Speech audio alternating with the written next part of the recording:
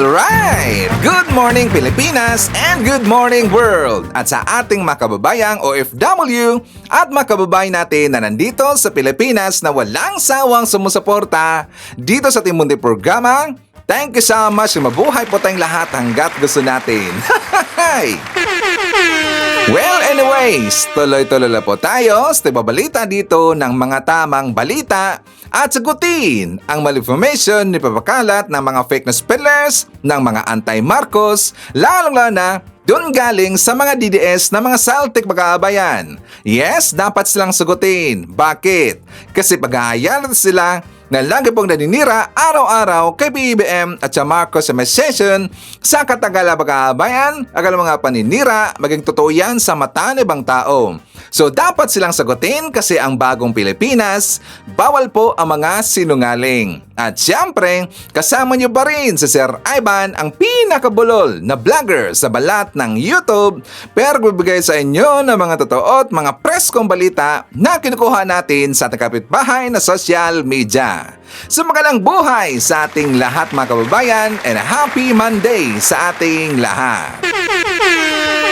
Okay, so before tayo mag-start mga kababayan, well, syempre, as usual, i-check more natin ang ating mga viewers na may maraming comment dyan sa baba sa ating comment section, ang ating pong top 5 commenters. At nandyan sa ating listahan, ang nanguna po, si Nemi Hasigawa. Meron siyang 43 na mga comments. Nandyan rin si Sampagita. Meron siyang 28 na mga comments. Robel Ferrer Official. Meron siyang 24 na mga comments. Nandyan rin si Ramel Rawasa. Meron siyang 10 na mga comments. And P. Curl 62. Meron siyang 7 lahat ng mga comments. Again, thank you so much po sa ating top 5 commenters. At siyempre, pasalamatan natin ating po mga silent viewer sa ating channel. Thank you so much. At siyempre, pasalamatan rin natin ang lahat ng mga viewers na lagi pong nag-like, laging nisi-shares ng ating mga videos at doon sa ating mga viewers na subscribe sa ating channel. Thank you so much. At syempre, i-greet natin ating mga suki, mga early birds. Yan ang una sa pag-comment dyan sa baba sa ating comment section. Nandyan ang una si End Times Rapture, Ferdy Santos, Marites Onay, Lenny Ramos, kasama rin natin si Jen Rabara from UK, Terby, Annalyn, M.E., nandyan rin si Rosenda Aunso, SP Akoy, Nemfa Pitalgo, Amado Dumagin, nandyan rin si Jovi Montero, Zulay Ilowe, hi to Levi Gabales, Maria Cristina Fernandez Manimbao, and hi to Ray Camelia. At syempre, hindi natin kakalimutan, i-shoutout natin ating mga pinalangga na mga legends, ang mga senior citizens. Hello po, kumusta ang lahat? At syempre, i-greet natin ng happy birthday sa asawa ni Ma'am Evangeline Sanchez. And also, i-greet natin ng happy birthday sa lahat ng mga viewers na nag-birthday ngayong araw. Happy birthday! Okay, so kumusta ang lahat mga kababayan? How are you today? Well, uunahin muna natin pag-uusapan ngayong araw mga kababayan itong tungkol sa isang congressman representative na kung saan ang kanyang proposed bill ay pinutakti ng mga netizen mga kababayan. Well, actually maganda ang kanyang plano. Okay yan, agree ako doon. Na kung saan itong si Representative Kiko Barsaga mga kababayan, siya po ay tinatawag na Congress Meow. Kasi ang kanyang plano tungkol dito sa welfare ng mga animals mga kababayan. Well, actually, ang plano ni Representative Barsaga is a very admirable. Okay naman yan. Kasi nga, siyempre, dapat rin po na i-punish yung mga taong nang-aabuso na mga defenseless na mga hayop mga kababayan. Kasi ang kanyang proposed bill mga kababayan ko, gusto kasi niya na dapat daw ang punish ay death sentence or death penalty mga kababayan. Ito po ay sa pamamagitan ng firing squad. O diba, medyo sumubra mga kababayan. Alam nyo para sa akin, no, okay sa akin na dapat i-punish talaga yung mga taong nang-aabuso ng mga hayop. Pero sana lang, kasi sumubra eh. Ang value of human life, hindi dapat ito i-equate dito or hindi lang i-equate or magiging mas mababa pa na value dito sa mga hayop mga kababayan. Dapat hindi ganyan. 'Di ba? Para sa akin, okay na ho yung ipanis yung tao na makulong, 'di ba? Sa kapag babayarin, hindi na dapat tayo pumunta doon na ipanis na through death penalty mga kabayan. So, may tanong tayo, okay lang ba sa inyo na yung penalty sa mga taong nang-aabuso ng hayop ay death penalty? Please comment sa baba, babasahin niyo mamaya ni Sir Ivan, okay? So, babasahin muna natin dito sa balita mga kababayan ko sa Turismo Central Luzon and also sa iba rin po ng mga mainstream media. According dito, Congress Miao wants death penalty for animal abusers.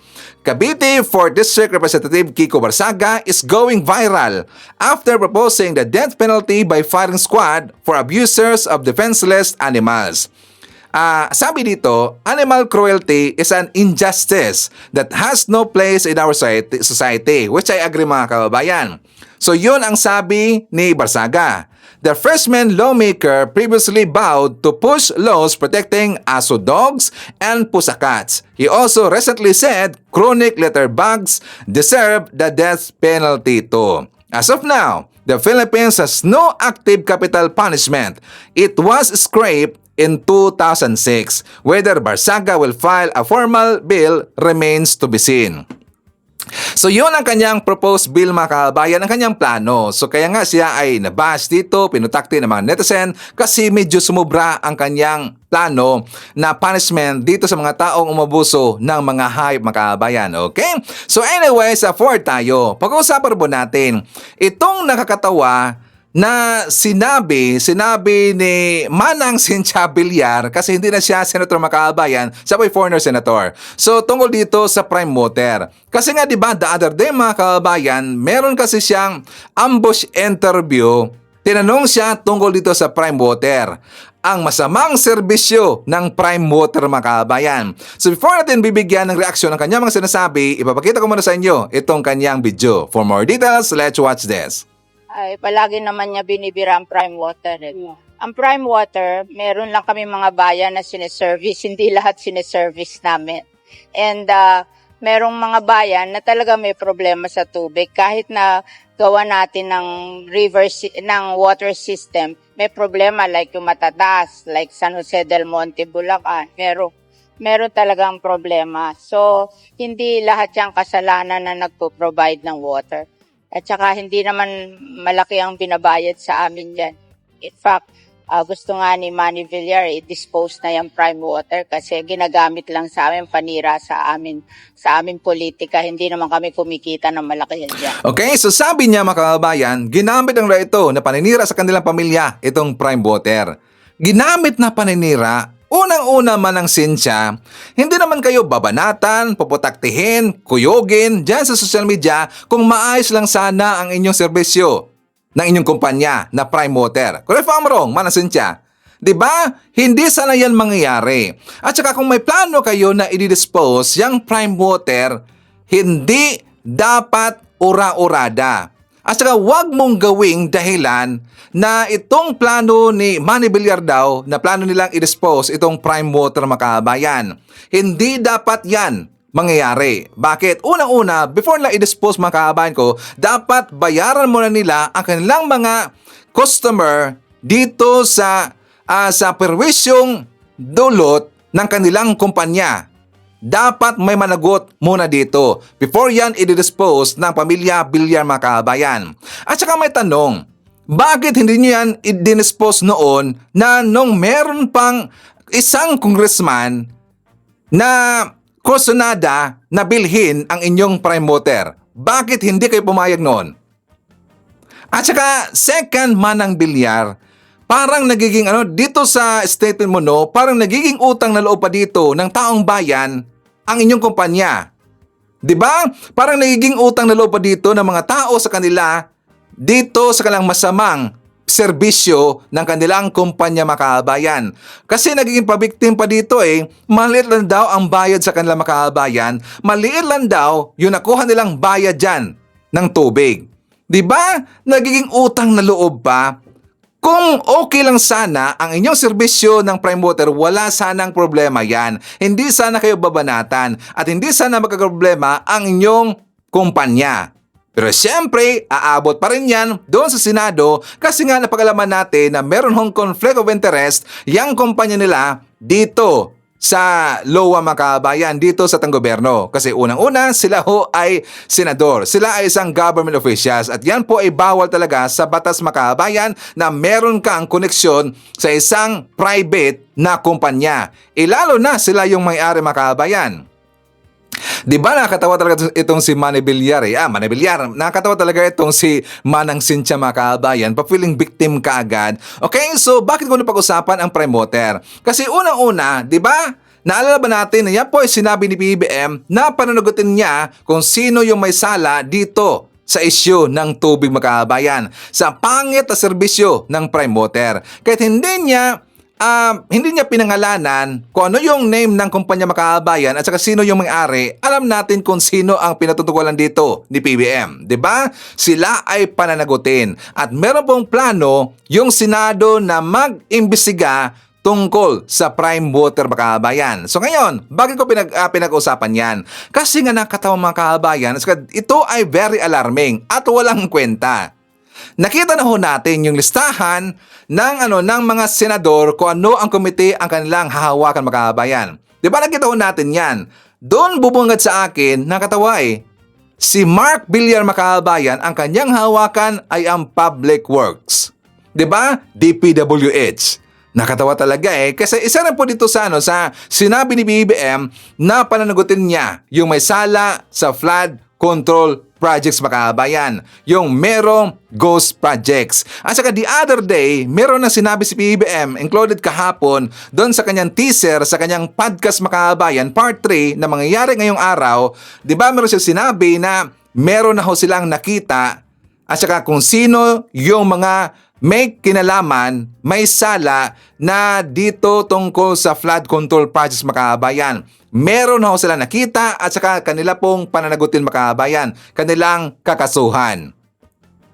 Kaya nga siguro no na pumayag si Chis Escudero na itong gusto ng kanya mga senator na ito ang kanilang hahawakan na mga komite. Na kahit alam natin na merong conflict of interest. Una, si Mark Villar. Hahawakan niya yung Public Works makabayan. And second, si Camille Villar. Hahawakan niya yung environment. O di ba merong conflict of interest? Kasi nga yung mga Villar, alam natin ang kanilang negosyo mga kababayan ko tungkol sa mga subdivision.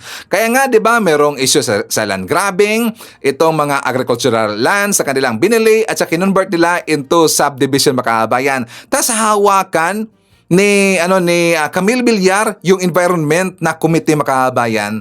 Di ba nakatawa talaga So magiging walang kwenta ang gagawing investigation dyan kasi yan ang kanilang pipigilan makabayan.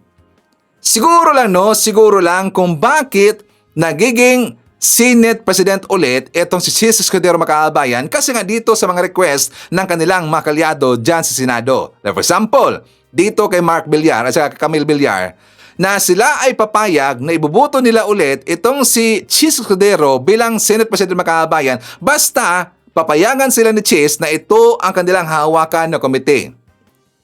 Sakto ba ang analysis si Ivan? Baka yan ang nangyari makabayan. Parang merong in return, diba? Okay, so walang problema, Senator Chis. Ibubuto ka ulit namin para maging isang Senate President. As long as papayagan mo ako or kami na ito ang komite na aming hahawakan. Diba? Malamang. Yan ang nangyari.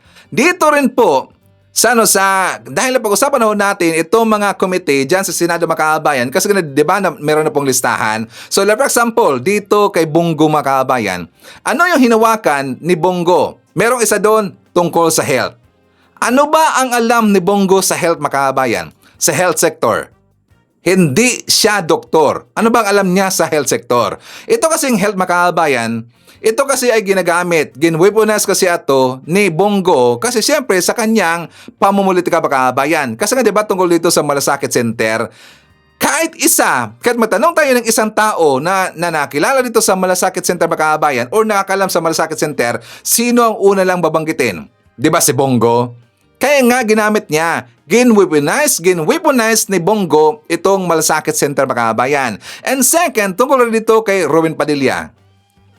Ang kanyang hinawakan ngayon o kanyang hawakan ngayon na komite mga kabayan tungkol dito sa constitutional amendments. Ano bang alam ni Robin Padilla sa konstitusyon natin mga kabayan? Diba? Tapos sabi pa nga niya, hindi siya abogado. Ano bang alam niya sa konstitusyon? And third, doon na po nila kay Mark Villar, ito kay dito kay Camille Villar, and also dito rin nakatawa kay Marcoleta Makabayan. Bakit si Ivan? Kasi nga 'di ba si Marcoleta, siya ngayon ang chairperson or head ng Senate Blue Ribbon Makabayan. Alam natin yung Senate Blue Ribbon. Yan po ay makapangyarihan, napaka-importante at yan rin po ang komite na merong malaking budget Makabayan. Alam natin. So ngayon, kung bakit siguro hinawakan niya ni Marcoleta ang komite na Makabayan, kasi nalalaban natin, lintik lang ang walang ganti. Yan ang kanyang sinabi ng mga kabayan. Nung time po na hinuli at saka inaresto si Digong, dinala doon sa ICC Makabayan. Nalaban natin yan. Anong sabi niya? Lintik lang ang walang ganti. So malamang sa malamang kung bakit hinawakan yan, na-request niya yan doon kay Chis Escudero na siyang hahawak sa Senate Blue Ribbon kasi babalikan niya ang gobyerno natin. At saka malamang sa malamang hindi malayo, babanatan niya laki si PBM. Correct if I'm wrong? Kaya nga very unusual kasi nga yung Senate Blue Ribbon mga kabayan, sa history ng Senado, wala pa kasing baguhan na Senado ang naging chairperson dyan. Wala pa ho. Like for example, itong sila si Drilon, sila si Pimentel. Before sila na naging chairperson dyan sa Senate Blue Ribbon mga kabayan, di ba 3 years to 4 years pa yata before sila naging chairperson? Sumatagal pa. Pero bakit on the spot? Itong si Marcoleta Makabayan na naging head or chairperson dyan sa Senate Blue Ribbon. Diba nakaduda talaga eh, very, very unusual. So merong plano yan si Marcoleta Makabayan na kahit nakikita ho natin na medyo dumidikit siya dito kay PBM, sumipsip kay PBM, pero hindi pwede natin pagkakatiwalaan 100% itong si Marcoleta. Kasi siya ay DDS, Senator Makabayan, na kahit sinabi niya na hindi daw siya pinipilaban. Di ba sabi niya? Kasi siya daw ay isang parang adapted lang sa PDP Laban Makabayan. Tapos sabi rin po niya, yung latest niya sinabi doon sa Saganang Mamayan, sa kanilang programa, na hindi daw siya kabilang sa Duterte Black Makabayan. Diba? Hindi daw siya kabilang sa Duterte Black. At para maintindihan natin, let's watch this. Hindi ako PDP laban eh. Ayun, Alam niyo naman opo. na nung nangampanya ako, maski na nung 2022, adapted lang ako. Yun, opo. Kaya hindi ko alam kung bakit nila sinasabing Duterte Black ako. Opo. Napagkakamalang kasi tayo na Duterte Black. Kasi nga, nilalaban naman natin ang mga karapatan kahit sino. Oo, yun po. Nagkataon lang na ang karapatan naman ng mga Duterte, kailangan din nating ibigay yung due process para sa kanila. Okay, so nung narinig yan ng mga DDS mga kabayan, abay, ang daming galit. Galit-galit ang mga DDS. Tapos sabi pa nga ng DDS na ginamit lang daw ni Marcoleta yung mga DDS at saka yung mga supporter na ibang supporter na mga Duterte mga kabayan. Ginamit lang daw para daw siya manalo. O, di ba? Tapos ngayon, ang kinuhig ng mga DDS, yung INC. Kasi siyempre si Marcoleta, INC siya. Pero yan lang ay laro makabayan.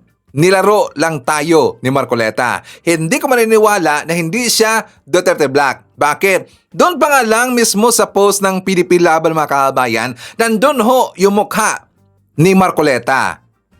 Kitang-kita natin na siya ay membro ng Duterte Black. At saka nandun rin po siya sa Duterte nung dumaan na eleksyon makabayan. Di ba kabilang siya sa Duterte?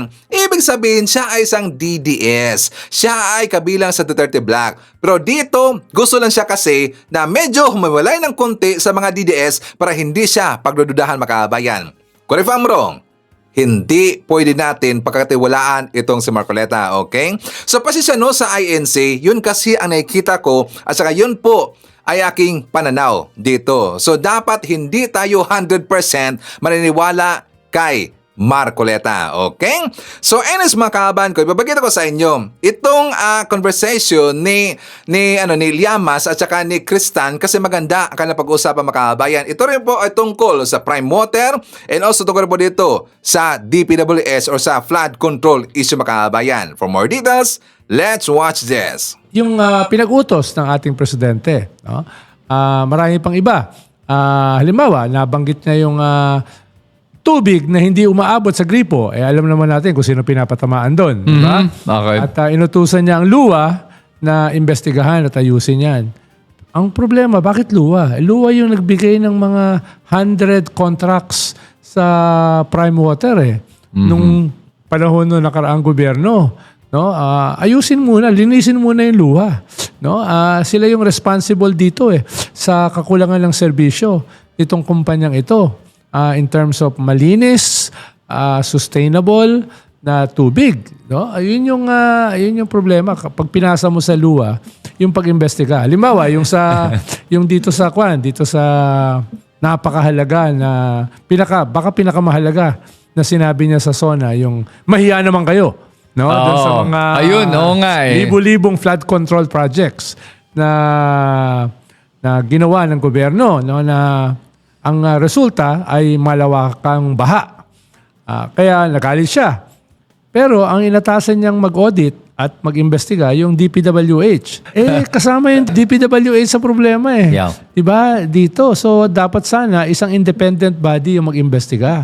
Or else, magiging panibagong vicious cycle. So kung ganun, sino ang dapat nag-iimbestiga ng mga ganun? Sa luwa, dapat sino? Commission on Audit pa tayo dapat dito? Pati sa DPWH, di ba? Pwedeng Commission on Audit, pwedeng yung mga Regional Development Councils, no, mag-imbestiga. No, basta yung hindi naging kasabwat dito sa problema. Katulad halimbawa ng LUA, DPWH, etc.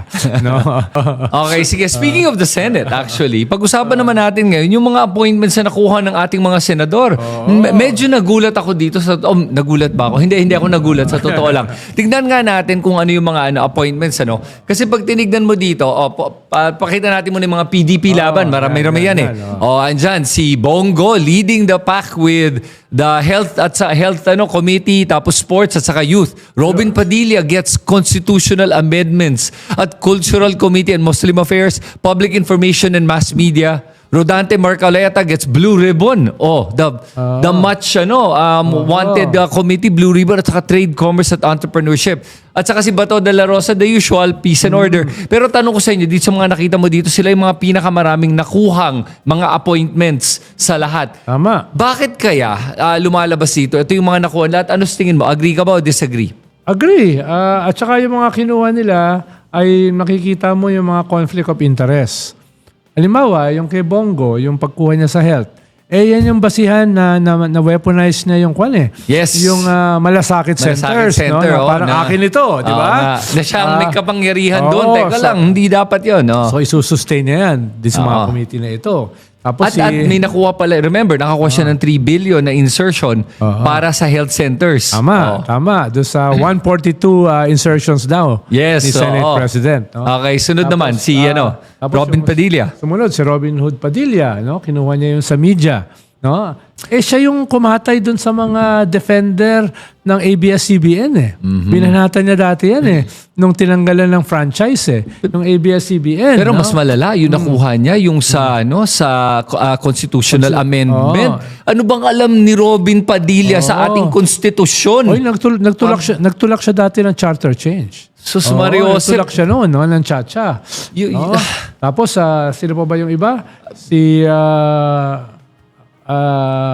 Si Marcoleta, Blue Ribbon. Blue Ribbon. Post natin dyan. Hindi pa mag-react niya ng Malacanang nang in-appoint kalaban nila. At ang sigurado ko, ang unang babanatan niya para investigahan ay yung gobyerno. No? Yan ang titirahin niya. Babanatan ba niya yung corruption doon sa DepEd laptop nung panahon nila, nung panahon ni Digong? Babanatan ba niya yung Parmali during the pandemic nung panahon ni Digong, no? Na hanggang ngayon ay iniimbestigahan. Siya yung nagdepensa kay Vice President Sara tungkol sa confidential at saka intelligence Tapos ngayon, fund. siya pa ang nasa Blue Tapos Ribbon? ngayon, siya yung nasa Blue Ribbon, di ba? Another layer. Di ba? So makikita mo, paano nangyari yan? No? Dapat man lang magalit yung Malacanang sa Senate President. Bato de la Rosa, naging chairman ng public order. siya yung susunod na kakasuhan ng ICC, Na ICC. for crimes against humanity. Oo. Diba? Tapos ngayon, iniimbestigahan yung mga pulis. Hindi lamang doon sa EJK, nung panahon ng Tokhang, na siya yung architect. Iniimbestigahan sila dito sa massacre ng mga sabungero. Yes, oo nga. Tama, yun pa yun, oh. Yung mga pulis, ngayon, pwede nang bigyan ng ng proteksyon. At saka hindi lang yun, don't forget na nung panahon nga ni Digong, inimbestigahan na nga nila tong mga isabong mga massacre at walang nangyari doon. Ang sabi Wala nga- man lang ni isang nakasuhan tapos ngayon siya pa rin ang ilalagay sa peace and order. Sabi nga ni Gretchen Barreto, ay kasama namin yan sa Isabong. No, si Gretchen Barreto nagsabi na involved dito sa Isabong Si Bato de la controversy. Rosa. Si Bato de la Ah, Rosa sus. daw. No? Tapos alalahanin natin na yung connection ng mga isabong na po, yung mga apparently mga pulis na kasabot din sa pagpatay ay may connection din sa mga EJK at kapanipaniwala yun. Kasi kung tutusin, yan lang naman ang tipong klaseng pulis na may kakayahan pumatay ng tao.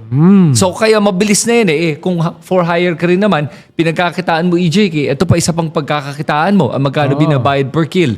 Mga 1 million, may iba 2 million retainers, mga ganon. Tama. So paano niya imbestigahan yun? Oo, yun. Kaya nga, sige, yung Tapos, iba naman, tignan natin yung iba. Yung mga bilyar siblings. Yan, Si Camille, environment and natural resources. climate change. Na dati sa nanay niya. Parang pinapamana pala yung committee, no? Pinapamana. Para hindi nga maimbestigahan siguro, di ba? Halimbawa, sino ba ang may-ari ng Vista Land? Na maraming mga batikos sa land conversion, sa land grabbing, agricultural lands na bawal i-convert into subdivisions, di ba? Into condominiums ay ginagawa nila, with support from people in government. Tapos ikaw ngayon yung head ng environment and natural resources. And pag tinig mo, Mark Villar naman, in charge of public works.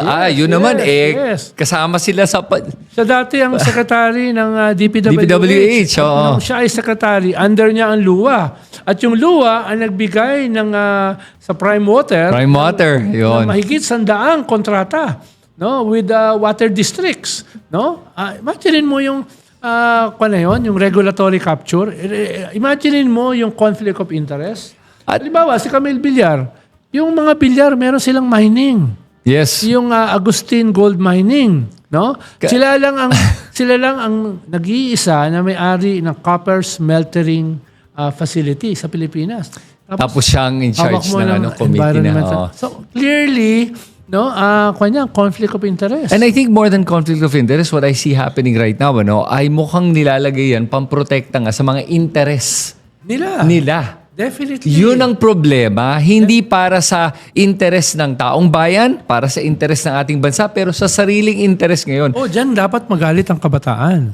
Dahil kinabukasan nila ang kalikasan. Yun. Yan yung winawasak. Yup. Yan ang winawasak. Kaya lusubin nila kung pwede araw-araw ang Senado para ipaalala sa mga bilyar na kahit kayo ang chairman yan, hindi nyo yan pwedeng lustayin sa ngalan namin. Dahil yan ay aming kinabukasan. Yun. Yan ang aming mamanahin. Tapos, kung wala na kaming mamanahin, hindi na sapat na isumpa lamang kayo. Ganun yung... Yeah. Pero Yan yung mga committees. Oo. Idagdag natin yung kay Alan Peter Cayetano. Medyo ironic para sa akin na siya yung Justice and Human Rights Committee Chair. Considering siya yung mismo, naalala ko nung panahon ni Duterte, ay walang paki sa human rights. Dinipensahan niya ang Tokhang no less than in the United Nations. Yes. Panoorin mo yun. Dinipensahan niya yung Tokhang in the United Nations. Dinipensahan niya hanggang 2022. Itong mga pagpatay, itong EJK. Tapos siya ang head ngayon ng human rights. Tapos sa bagay, ang tawag niya sa sarili niya, Ambassador of Jesus Christ. Baka yun, makabawas. Pero duda ako. No? At nakakalungkot lang yun na yun na nga, na ngayon dinedefend niya. Hindi niya dinedefend human rights yun. Dinedefend niya Duterte's rights. Yeah. Yun lang yun. Isang Yun. tao. Correct. Never siya correct. nagsasabi na human rights. Sabi niya, yung rights ni Duterte correct. ay wag ilabag. Sandali lang po. Isang tao lang po yan na naglabag ng human rights. Ng libo-libo. Ng libo-libo. Pero kaya nga medyo ironic. Dapat justice and Digong's rights. Yun na lang ang committee niya. Wag human rights. Sige, so Hindi natin napag-usapan si Amy. Si Amy Marcos. Foreign Affairs. Foreign Affairs. Imagine mo, isa doon sa mga main defender ng China. Sa foreign affairs. At China Ibig sabihin, yung foreign policy mo, iba doon sa foreign policy ng gobyerno. Yun ang problema. Oo. Tapos, binanata mo yung ICC. Yep. Parang yung ICC is a rogue institution, di ba? Creation yan ng United Nations, no? Yung ICC. Ngayon, binabanatan mo. So, anong itsura ng Foreign Affairs Committee ng Senado? Wala. Oo, wala. Magiging, medyo papanig yan na naman towards China. Makikita natin dito. Oo, tama. Kaya medyo... Pero mo, ginamit mo yung committee mo para investigahan yung arrest ni Digong Yep. bilang violation of the rule of law. Tapos, ang sabi mo pa ay, dahil dito tayo ay naging probinsya ng The Hague. Na medyo mali dahil yung The Hague ay isang hindi bansa. Hindi ba to begin with?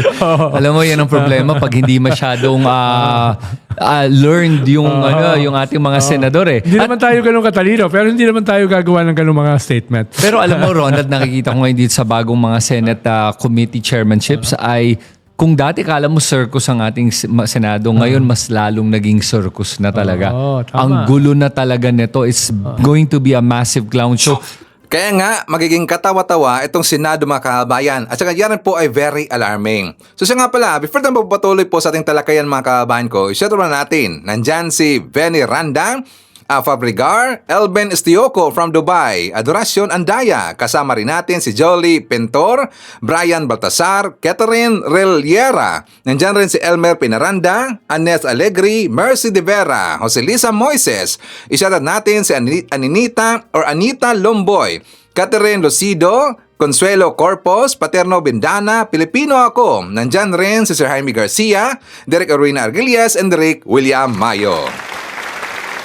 So, yun nga mga kaabaan ko. Ang tingin ko dito, no, talagang parang nagiging hostage dito itong si Chis Escudero. Kasi siyempre, sa kanyang ambisyon. Kaya yan ang nangyari mga kaabayan. Malamang sa malamang, kung nakita na ho natin yung line-up na mga senators at saka kung ano ang kanang hinawakan na komite mga kaabayan.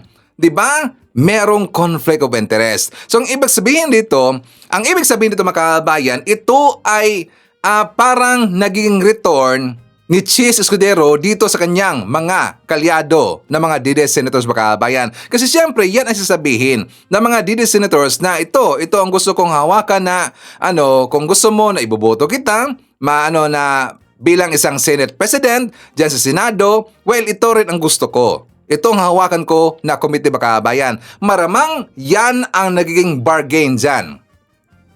At saka, kabilang rin po sila dito sa nakakabenepisyo sa insertion funds makabayan. O diba? Very alarming talaga. So, kung ang gagawin dito na mga issue or mga hearing dyan sa Senado makabayan, parang magiging walang kwenta yan. Dito sa mga DD senators. Siyempre, marami pa rin po mga matino na mga senator makabayan. Maraming matino na mga senator. Pero dito sa hanin ng mga DD senators, magiging walang kwenta ang kanilang gagawing hearing makabayan. Kasi yan ay papabor pa rin sa kanila. Sa kanilang personal na interest makabayan. Correct if I'm wrong, mga DDS. Okay, so pag-uusapan rin po natin. I know na medyo late na tayo mga kababayan dito sa topic na natin pag-uusapan ngayon. Ito tungkol dito sa isang nanay na meron siyang ibinugaw na anak using a content mga kababayan. Ibig sabihin, nung una kasi na content niya, hindi siya buminta makabayan or hindi siya masyadong buminta. So siya nag-isip kasi nga sabi niya, according sa kanya, na mahirap daw mag-isip ng content. Mahirap daw gumawa ng content. So ngayon, ginamit niya itong kanyang anak pero ang binanatan, ang ginawang content ng kanyang anak, ang pagbanat sa ating gobyerno. Ang pagbanat kay PBBM, pagbanat kay General Torre at marami pang iba makabayan. So yun ang ginawang content dito ng kanyang anak. Pero siyempre, yan ay scripted. Yan ay ibinigay lang na content na kanyang nanay, giprovidean siya, describe siya, pero magaling naman kasi at saka medyo bibo rin po yung bata. So yun, ginamit ng kanyang nanay. Ito ay katarantaduhan makabayan. Kasi unang-una, wala naman kasing alam ang bata sa politika. Bakit niya alam yan? kasi siya ay tinuruan siyempre ng kanyang nanay. At yan ay kalokohan mga kabayan. Yan kasi ay isang child exploitation at pwede siyang makakasuhan dyan. So nung time na siya ay nag-viral mga kabayan, at saka papakita ko sa inyo kung ano yung unang video na nag-viral na content ng bata nito. For more details, let's watch this. Bangan! Kamusta na yung bagong Pilipinas ngayon? Nagdagdagan na ba ang senior citizen? Puro kayo pangako, wala naman. Mabuti pa si Tatay Digong, action agad para sa... Okay, so ang tawag sa kanya mga kabayan ay Batang DDS daw. So ito ang Facebook page ng kanyang nanay or ng Facebook page ng bata na to. Anak siya na nangangalan na Victoria Cabonellas Tatoy. Victoria Cabonellas Tatoy. O diba, walang kwenta mga kabayan, tarantado talaga eh.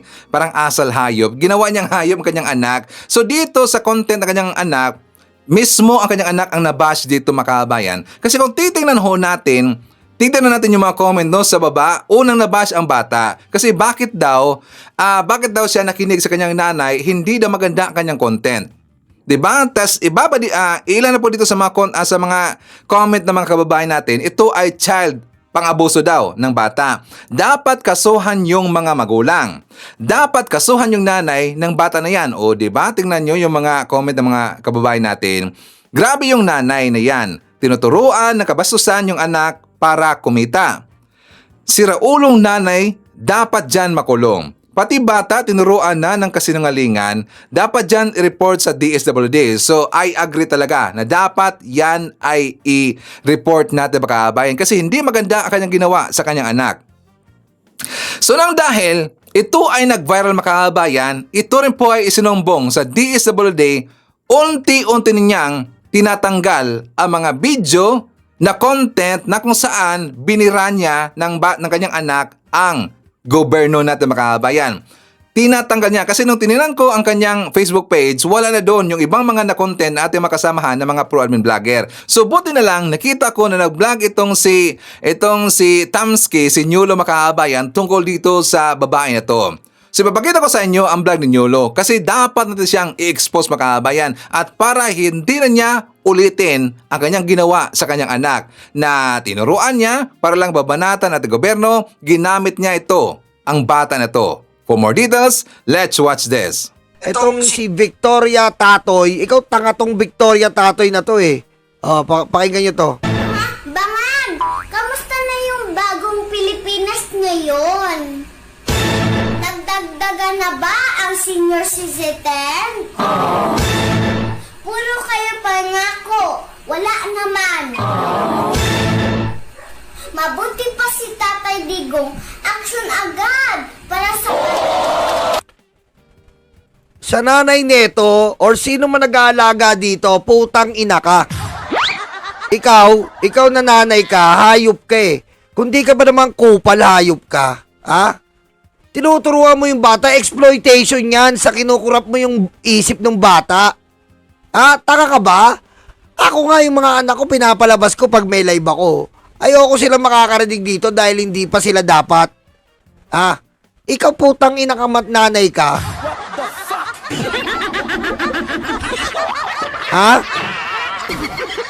Kung wala kang panlamon sa anak mo, kung wala kang panlamon sa anak mo, umarap ka ng magandang paraan. Hindi pinagkakita mo yung anak mo. Bobo ka eh.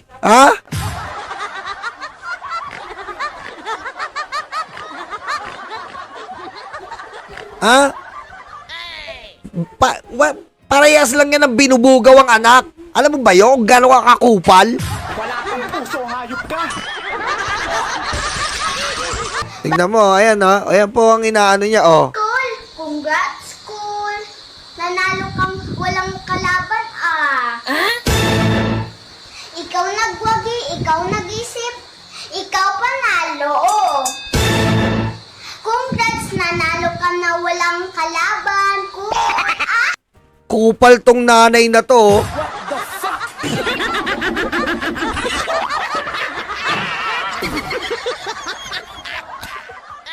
Tapos yung mga DDS naman, go, go, baby.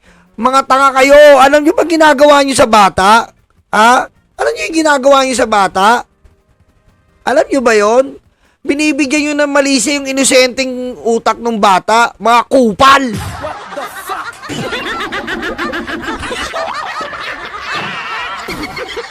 At ito namang nanay niya, ikaw naman nanay ka, dapat nagpopokpok ka na lang kaysa yung binubugaw mo yung anak mo sa social media na kung ano-ano iniisip. Parehas lang yan ang pambubugaw sa anak. Magpokpok ka na lang.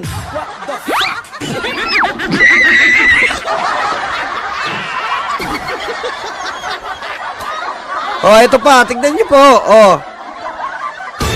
Nakasit na yung flight bago humangon. Guys, hindi duwag si Tito Basti.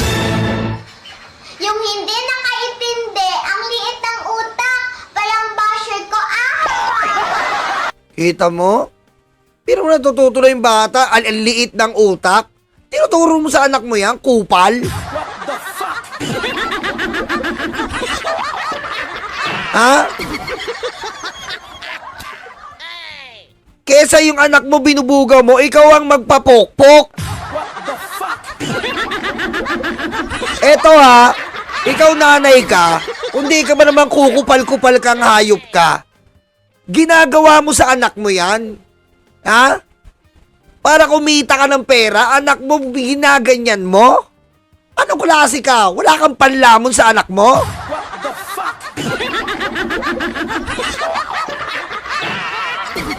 Ha? Anong klase ka? Ibenta mo na lang yung sarili mo, magpakapokpok ka kaysa binubugaw mo yung anak mo sa social media, kinukurap mo yung utak. Exploitation yan, child exploitation. Alam mo ba yon? Oh, ito. Guys, kalala niyo ba yan? Ninanakaw niya ang video ko. Oh, si Tiger to ah. Yung video niya, puro pa nalilira sa mga Duterte. Wala kang original content. Kupal talaga to oh. Inamin din niya, sinabi niya sa bata oh. Ayaw niya pakuha yung video, parang pagkaperaan talaga.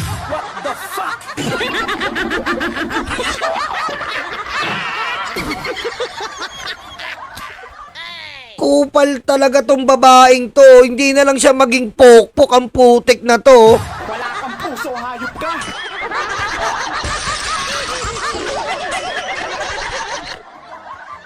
Ayan sabi dito, wala kang mabuting asal, tinuruan ka ng bad ng parents mo. Sino ang magnanakaw sa video mo na bata ka pa, bastos ka na, walang galang, walang respeto, masamang asal, tinuturo ng magulang mo, pinalit sa pera. Totoo po yan. Tingnan nyo, ang anak natin, hindi natin pinagtatrabaho yan, pinag-aaral mo yan, pinapakain mo yan. Hindi mo ginagamit yan pagkaperahan. Parang binugaw nyo na yung anak nyo dito. Ikaw nanay ka, magpakapokpok ka kaysa binubugaw mo yung anak mo, tinuturuan mo, kinukurap mo yung utak.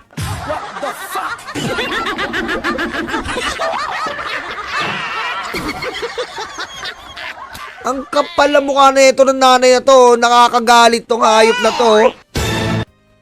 Oh, ay, nandito pala ako ah. Sumunto. Ay, hindi pala ako.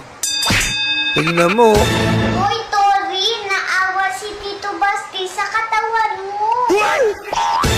Ayaw ni Tito Basti pumatol sa matanda. Putik talaga, kapal ang mukha na itong... Alam nyo, yung kay Aling Maliit, sa Itbulaga, okay po yun. Nung maliit na bata siya, bibo siya. Walang nagtuturo sa kanya. Na-discover siya na makulit lang talaga siya. Pero iba po ito ha. Iba rin po yung sa Showtime. Yung sa mga bata, iba rin po. Pero to, ibang-iba po ito. Paano malalaman ng bata yung boxing? Paano malalaman ni bata yung si Torre? Anong kinalaman ng bata niya? Nanonood ba yan ng news?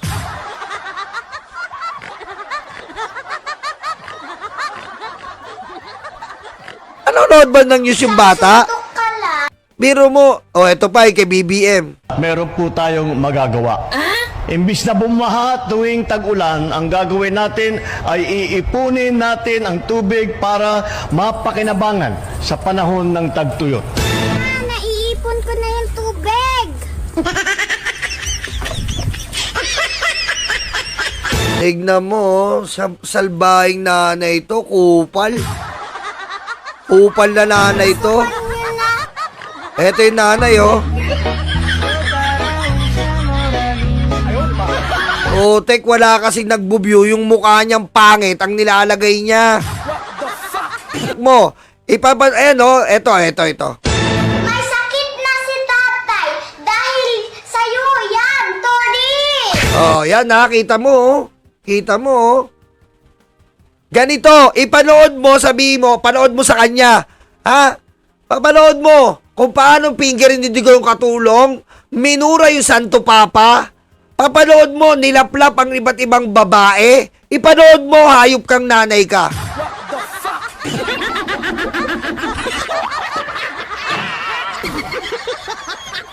Ha? Total, pinapa-idol mo si Duterte. Pinapapasok mo na. Balat boy, shoutout, mag-subscribe kayo dyan ha. Pinapapasok mo na ang bata sa hindi niya dapat pasukan sa kanyang kaisipan. Total, gusto mo ganon, advance yung anak mo sa politika, makialam na yung anak mo sa murang edad sa politika, ipapanood mo ang pagpipinger ni Digong.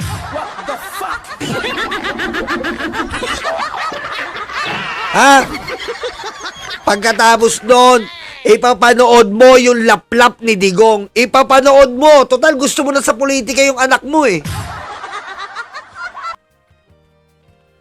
Yan pala yung nanay, kaya pala walang nanood eh. Putik eh. Hayop na nanay to eh.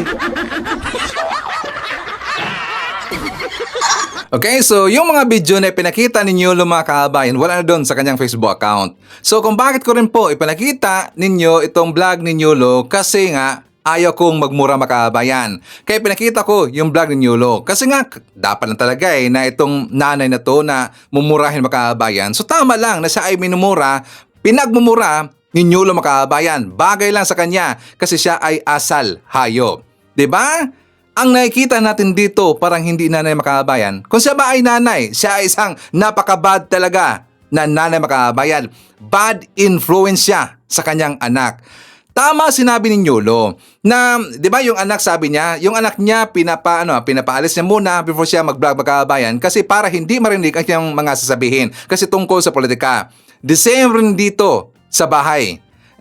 Sa bahay ko makabayan kasi yung mga anak bawal talaga dito na papasok sa aking studio kasi ayaw ko na marinig nila kung ano yung mga sasabihin ko tungkol sa politika. At saka yung anak ko, 10 years old, saka yung kasama yung isa, 9 years old makabayan, hindi sila nanonood ng news.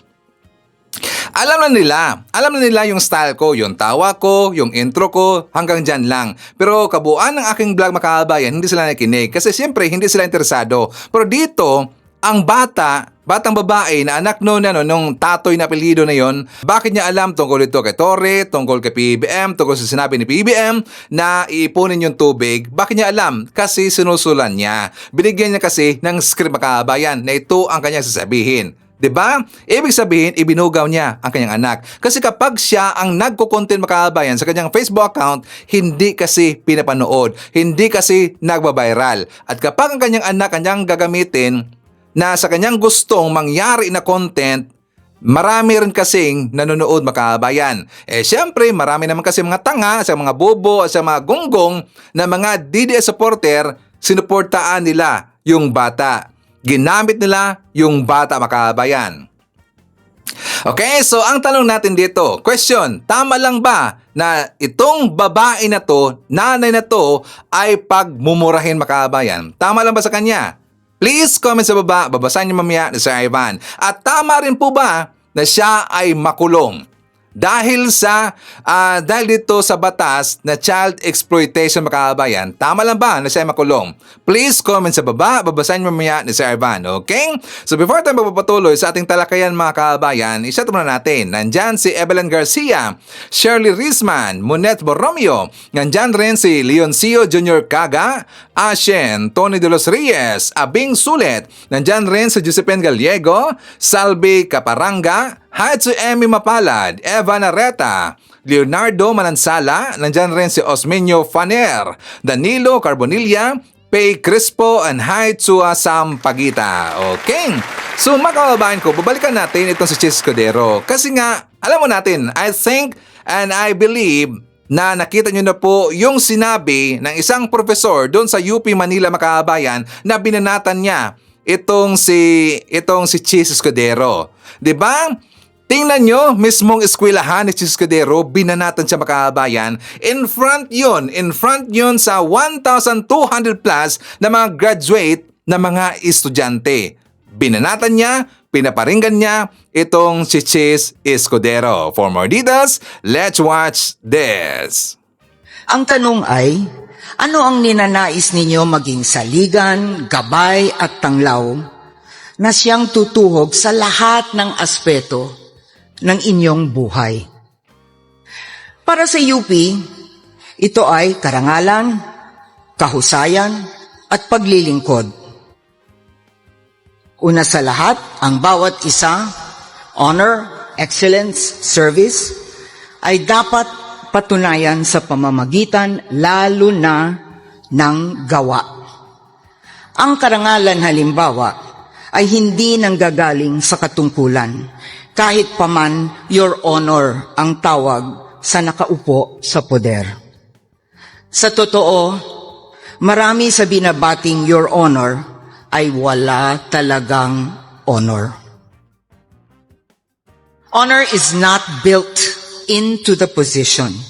We all know that appointments and elections to office do not always yield the best or the most appropriately able. So the position does not confer honor. You bring honor to the position, not the other way around. And this applies to UP as well as to our country and every aspect of our lives. Pangalawa, hindi pwedeng pumili ng isa lamang sa tatlo. Type ko service, hindi ang excellence. Hindi pwede yan. Ang ating pamantayan sa UP ay all or nothing. Tell me, ano ang silbi ng utak at talento kung walang prinsipyo at tapang upang panindigan ito? Imagine, isang salita, forthwith, ay ayaw intindihin ng nanunungkulan sa Senado. UP graduate, At binigyan pa ito ng bagong kahulugan. Hindi agad, forthwith, kung hindi 4 na buwan makalipas. O dili kaya kapag may panahon pa ang Senado. Dagdag niya, kasalanan ng mga gumawa ng ating saligang batas ang di umano'y kalabuan ng salitang forthwith. Dapat daw, sa halip nito, ginamit ang salitang immediately. What utter nonsense. Batch 2025, hindi ito usapin ng talino, kundi ng kawalan ng prinsipyo, ng pansariling ambisyon, ng transaksyong pampolitika sa pagitan ng mga mahigpit na kumakapit sa kapangyarihan. Remember this, if money is your sole and abiding purpose, you need not even try to be human. The quickest way to riches, as we have seen, is to take shortcuts, align with the powerful, and exploit other human beings. But true achievement emanates from your knowledge and talent, coupled with a profound sense of humanity. Batch 2025, I wish each of you a happy, exciting, and meaningful future. Share your gift with others. Give your gift away with joy. Mabuhay at maraming salamat. O, di ba? Butata itong si Chase Escudero, mga kabayan. So, ang ibig sabihin ni Professor Jokno, ang kanyang ibig sabihin sa kanyang talumpati, mga kabayan, in short, in front of the graduate ng UP, sabi niya, huwag niyong gagayahin itong si Chase Escudero kasi siya ay nagiging kurap. Wala ng kwenta, nawala ang prinsipyo dahil sa kanyang pagiging greedy. At sa dahil po ito sa kanyang mataas na ambisyon. Tama ba yun, Chis? So yun siguro ang ibig sabihin no, ni Professor Jokno, mga kabayan. Tas tama rin po si Professor. According sa kanya na yung mga taong nag-aambisyon na maging mayaman in a shortcut na pamamaraan, mga kabayan, meron talaga yan gagawin na kalokohan. O, di ba? Tama yung sinabi ni Professor. Merong gagawing kalokohan at saka magiging wala na sa katinuan, mga kabayan, dahil sa kanyang ambisyon at dahil sa kanyang pagiging greedy. Yan, si Chis Escudero. O, di ba? Tama ba, Chis? And also, pumunta rin po tayo doon sa issue ng Supreme Court, mga kabayan. For more details, let's watch this. Attorney, magandang gabi. Magandang gabi, magandang gabi. Pwede po ba kitang may istorbo? Okay lang, okay lang. Attorney, ito pong nilabas na ruling ng Supreme Court regarding sa impeachment, pinahinto po. Ito po ba ay may pinapanigan o tingin niyo po ginagawa lang nila ang trabaho nila? Ay, syempre, hindi naman sasabihin ng Korte Suprema yan na may pinapanigan. Syempre, sasabihin nila, ina-uphold nila yung konstitusyon, yung rule of law. Pero, syempre, sa desisyon nila na yan, may napapaboran. Hindi naman nila sasabihin yan na may pinapaboran sila. Kaya lang, obvious naman, kanino papaboran yung ganyang ruling? Eh di syempre, sa parte ni Sara yun. Pero syempre, sa parte ng Korte Suprema, hindi naman nila yan sasabihin na pinapaboran si Sara. Syempre, rule of law, konstitusyon, gano'n naman ang standard niyan. Ano po ba sana ang nangyari dito? Gusto niyo po bang patuloy itong impeachment? Ang pinakamaganda sanang nangyari dyan, hinayaan lang naman sana ng Korte Suprema na gumulong yung impeachment. Kasi ang impeachment, power yan ng Congress, hindi naman Korte Suprema yan eh. Ang pag-initiate ng impeachment, nasa House. Ang pag-trial, nasa Senate. Hinayaan na lang muna sana ng Korte Suprema na gumulong at matapos. Nagsimula na yung impeachment nanumpa na yung mga senator judges. Dapat sana ngayong linggo magtutuloy-tuloy na yung trial. Hinayaan na lang sana muna ng Korte Suprema na yan na matapos. Ngayon, kung after na matapos, mayroong hindi kumbinsido sa desisyon o kinalalabasan, lalapit sa Korte Suprema. Saka doon sana papasok yung Korte Suprema. Ibig sabihin sila yung lalabas na last arbiter. Ay dito hindi, nasa kalagitnaan pa lang, nasa kainitan. Korte Suprema na ang pumatay ng impeachment. Yun ang medyo hindi maganda. Marami na po naglabas ng komento dito, no? Attorney, isa na nga po dyan si Secretary Larry Gadon. Sa tingin niyo po ba tama yung sinasabi ni Secretary Larry Gadon na kapag nga daw po in the future may i-impeach na Chief Justice, pwede na palang mangialam ngayon ng mga nasa Supreme Court? Mahirap yung sinabi ni Gadon. Si Gadon kasi, sabi ni Gadon, tuta ng mga Duterte ang Supreme Court. Pero kay Larry Gadon yun kasi disbarred na siya. Ako kasi hindi pa ako disbarred eh. Mahirap kong sabihin yan. Kaya lang, ibig lang naman sabihin doon, masyado nang frustrated si Larry Gadon. Kasi syempre, ang ini-expect niya naman, hindi naman ganito na matatapos lang na Korte Suprema pa ang papatay ng impeachment. Nung una, alam naman natin, papatayin ng Senado yung impeachment. Nangyari ngayon, hindi Senado. Korte Suprema na yung pumatay. Yun yung frustrating. Kaya siguro, outburst na yun ng emotion ni Gadon na ganon. Pero, mali pa rin na sabihin niya na tuta ng mga Duterte ang Supreme Court. Medyo yun. Kaya lang, wala namang pinangingilagan na si Gadon kasi paano mo i-disbarred? Disbarred na yan eh. Thank you very much, Attorney. Thank you sa inyong komento. Kaya nga, naiintindihan natin itong si Secretary Larry Gadon, mga kabayan. Kaya nga siya sumabog, di ba? Naiintindihan natin. Kasi very obvious naman talaga ang ginawa ng Supreme Court kung kanino sila pumabor, mga kabayan. Kahit hindi yan sasabihin ng Supreme Court, kitang-kita natin, tayong taong bayan, kita natin kung saan sila pumabor, mga kabayan. Doon kay Sara Duterte. Kaya nga, tama lang na sumabog itong si Secretary Larry Gadon, mga kabayan, para malaman ng Supreme Court ang hinanaing or ang feelings ng taong bayan. Tama lang yun ang ginawa ni Secretary Larry Gadon. Di ba? So anyways, ipapakita ko rin po sa inyo ang ating good news, mga kabayan, para alam ng mga DDS kung ano yung mga lakad ni ating presidenteng si PBBM, kung ano yung mga nagawa ngayon ng mga bagong inisyatibo, at kung ano yung mga bagong proyekto na nag-umpisa na ngayon, mga kabayan. For more details, let's watch this. Mayorya ng mga Pilipino ang nananatiling mataas ng tiwala at kumpiyansa kay Pangulong Ferdinand R. Marcos Jr. Patunay dyan ang nakuhang mataas na performance at trust rating ng Pangulong nitong ikalawang quarter ng taon batay sa Okta Research Survey.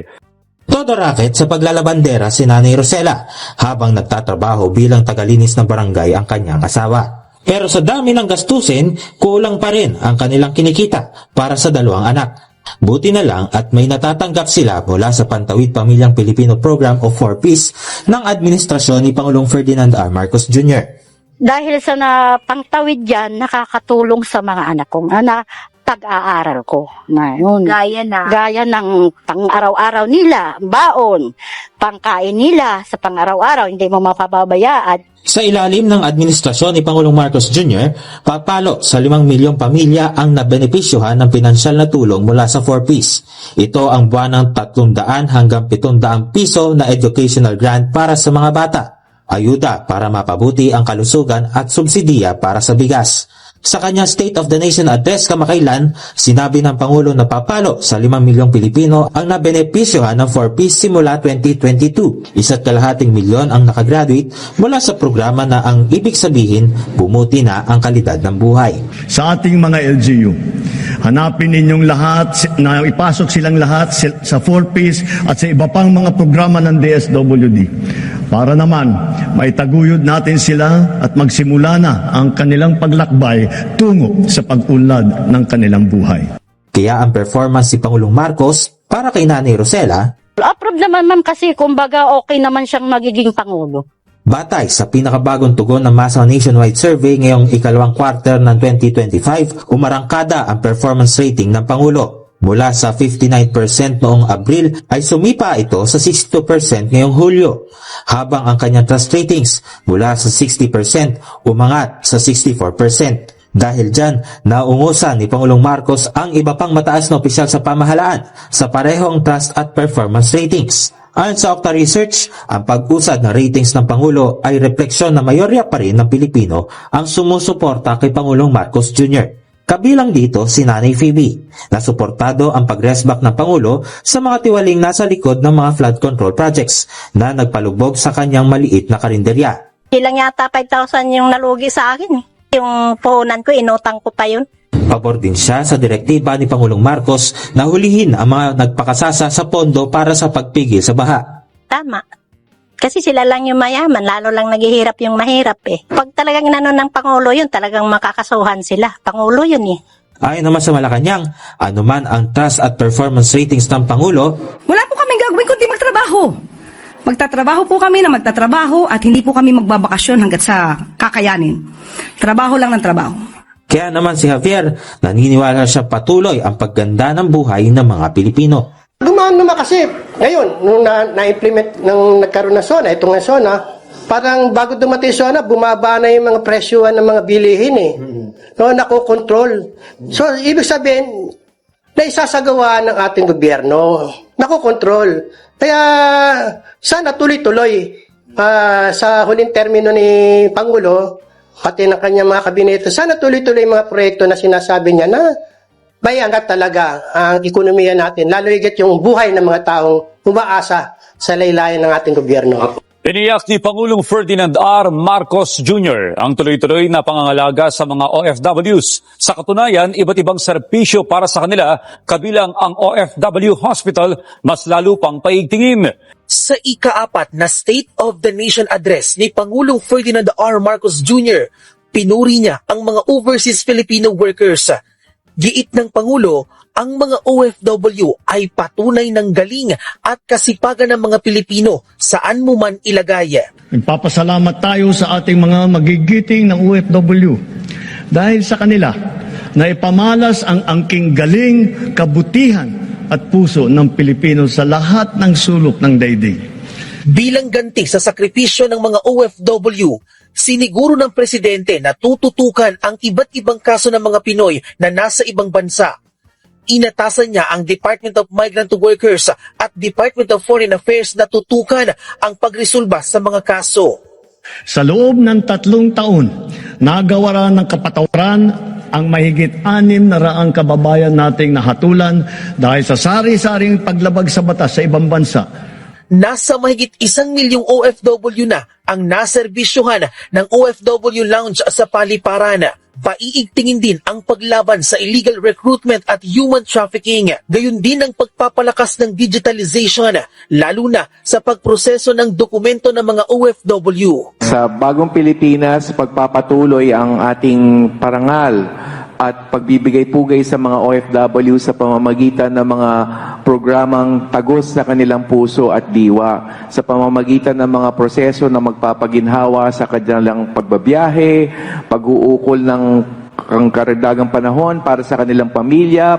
Bibigyang prioridad ng DMW ang bilateral labor agreements sa iba't ibang bansa para dumami pa ang oportunidad sa mga Pilipino. Palalakasin pa ng ahensya ang OFW Hospital kung saan aabot na sa halos 300,000 OFW at kanilang pamilya ang naserbisyuhan na ng ospital. Sisimulan na sa susunod na buwan ang paghahanap ng 300,000 na panibagong mga food poor families na maisasama sa Walang Gutom program. Pagbebenta ng kung ano-ano sa bangketa ang hanap buhay ni Roselani Yosop. Kwento niya, sa loob ng 1 buwan, di pa umaabot ng 10,000 piso ang kinikita niya. 2 bisis lang, tanghali lang at saka hapon, yung pagkain namin sa araw-araw. Tapos sa umaga, yung kape lang, ganun. Kung pagbabasehan ang sitwasyon ng pamilya at kinikita ni Aling Roselani, kabilang siya sa Walang Gutom program ng Department of Social Welfare and Development o DSWD. Sinabi ni Pangulong Ferdinand R. Marcos Jr. sa kanyang 4th State of the Nation address, target ng kanyang administrasyon na umabot sa 600,000 food poor families ngayong taon ang mapabilang sa nasabing programa. Sa susunod na buwan, ayon sa DSWD, hahanapin na nila ang 300,000 pang-pamilya na food poor. Sa ngayon, mayroon ng 300,000 families na food poor ang nasa ilalim ng nasabing programa mula sa 10 rehiyon at 22 probinsya. This year, mag-expand po tayo sa additional provinces at regions. Depende na po sa mabababa sa ating datos ng PSA. Suportado rin ng DSWD ang isang batas na nagtatalaga sa Walang Gutom program na maging permanenteng programa ng ahensya. Actually, last Congress, nakalusot na kami sa first reading, sa committee level, nakalusot na kami. Ipupursu na lang namin ulit this new Congress.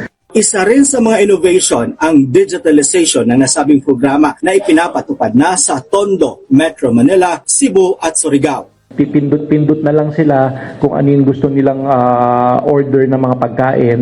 So doon na din lalabas yung kanilang resibo, itatap na lang nila yung EBT card nila, babasahin yung QR code. Todo ang pasasalamat ni Mang Anselmo Brosas na napasama siya sa Walang Gutom program. So, sobra po, sapat na po, wala na pong nagtatang tatay, may tatay ko ba tayo kami?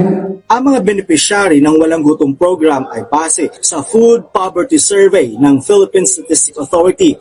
Lumalabas sa survey na mayroong 750,000 food poor families sa bansa. Nakaantabay naman ang DSWD sa community-based monitoring ng PSA para malaman kung saang mga lugar ng bansa ang mayroong food poor families. Ayon sa Department of Social Welfare and Development, sa susunod naman na taon, hahanapin nila ang natitirang 150,000 na food poor families bilang pagsunod sa kautusan ni Pangulong Ferdinand R. Marcos Jr. na wala nang magugutom at malnourished sa bansa.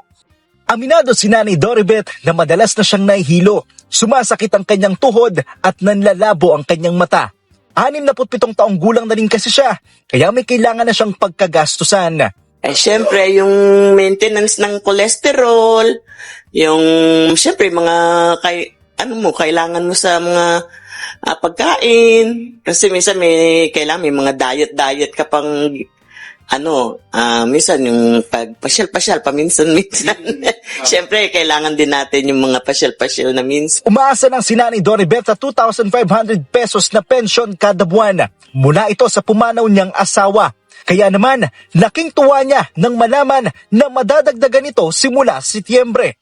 May additional pension na mga senior citizen mula sa SSS. 3 tranches ang pagdadagdag ng pensyon.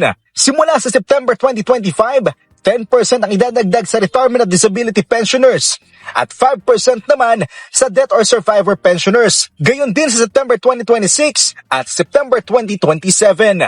Ibig sabihin, makalipas ang 3 taon, pumapatak na halos 33% ang magiging dagdag para sa mga retirement pensioners, 33% din sa mga disability pensioners, at 16% para sa mga survivor pensioners. Ayon sa SSS, layunin nito na matulungan ng mga pensioner sa kabila ng tumataas na presyo ng bilihin. Ang dagdag na pensyon ay hindi nangangailangan ng dagdag na halaga sa kontribusyon. Nasa 3.8 million pensioners ang inaasahang makikinabang dito. 2.6 million dito ay mga retirement at disability pensioners at 1.2 million ang mga survivor pensioner. Okay, so kung nagustuhan ninyo ating mga topics ng araw mga kababayan, please give a like naman po sa ating video. Malaking tulong ho yan. At kung hindi man kalabisan sa inyo, please i-share natin mga kababayan ang ating mga vlogs para makaabot ito doon sa mga kababayan natin na hindi mga well-informed at saka binulag ng mga DDS fake news peddlers. Okay, so please like and share. So kasama rin natin, nandyan si Lolo Benito, JRN, Mila Eleanor Casaneto Hernandez, isyadat natin si Frank Esquelon from Car Baguio City, Joliet Sunakawa, Hilda Modisto, nandyan rin si Gerardo Libuon, Carmen Robertson, Melz Libiran, Edwin Santos, nandyan rin si Namnama Jacalni Digay, Sally Abuan Mills, Testo Maliwan, Miggy Boom, Alicia Lee, hi to William Esteban Berdogo, Evelyn Sanate, hi to Hilda Baldovino Pita, Art Iscaran, nandyan rin si Bioli Binaventura, Elmer Pinaranda, Teresito Lu, Tess Rodolfo, nandyan rin si Nati Lapitan, Mins Niyaka Nolpes, isyatat natin si Johanna Twyler, Robin Basinga Salindong, Nida Ichaka, Elsa Hoffman, Faye Muskila, nandyan rin si Felicitas Manibog, Josie Buhay, Lorna Alarcon Magbanwa, hi to Evelyn Garcia, Annabel Hoson, and hi to Sherry Ann Oliva Gadon. Okay, so mga kababayan ko, yan natin manakalap na mga balita ngayong araw. Kung nakaabot ka po sa portion na to, sana nakapag-like na ho tayo. Libre po ang mag-share. Libre din naman subscribe. Again, maraming salamat sa mga viewers na hindi nag-skip ng ating mga commercials. Thank you so much. At before natin tatapusin ang ating programa ngayong araw, sana sabayan nyo si Sir Ivan para sa ating live messaging prayer. Panginoon, maraming salamat po sa panibagong araw na ipinagkaloob mo sa akin. Panginoon, gabayan mo po ako ngayon. Alam mo lahat ng nangyayari sa araw-araw kong buhay. Alam kong magpapakita ka sa akin ng solusyon. Alam kong tutulungan mo ako. Panginoon, gabayan mo ako sa araw na ito. Pakiusap, itama mo po ang lahat ng mali ko sa buhay. Ipakita mo po sa akin ang direksyon sa hinaharap. Kami ay nabubuhay at gumagawa sa labas sa ilalim ng iyong pangangalaga. Naway ingatan mo kami at bantayan ang aming mga pamilya. Pagpalain mo po sana ang aming bansa. Salamat po, Panginoon, sa paggabay mo sa araw ko. Inadalangin ko ito sa pangalan natin Panginoong Jesucristo. Amen. So maraming salamat mga kababayan, and I hope to see you again on my next video. Siya lang ang takbuhan ng mga nasa ilalim, ang liwanag namin sa pagsuklob ng dilim. Nagbibigay tsansa sa katulad naming wala, ang daungan ng hinaing naming mga masa.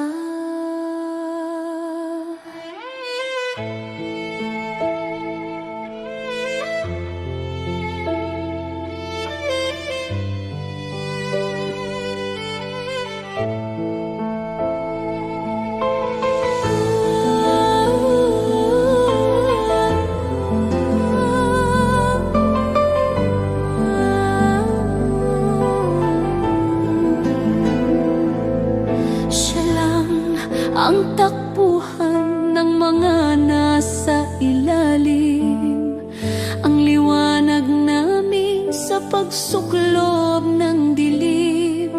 Nagbibigay tsansa sa katulad naming wala ang daungan ng hinaing naming mga masa. Bongbong, ikaw ang tumatayong pag-asa ng mga taong inabuso at walang hustisya. Hindi ka natatakot, sino man makaharap. Yan ang presidente naming mahihirap. Bongbong, ikaw ang tumatayong pag-asa ng mga taong inabuso at walang hustisya. Hindi ka natatakot, sino man makaharap. Yan ang presidente naming mahihirap. Mahiya naman kayo, masyado kayong abusado, lalo na yung sa Senado. Naglilingkod sa isang tao, kinakampihan ng kriminal. Sobrang kapal, wala kayong puso, kadiri ang dangal. Bongbong, ikaw ang tumatayong pag-asa ng mga taong inabuso at walang hustisya. Hindi ka natatakot, sino man makaharap. Yan ang presidente naming mahihirap. Bongbong, ikaw ang tumatayong pag-asa ng mga taong inabuso at walang hustisya.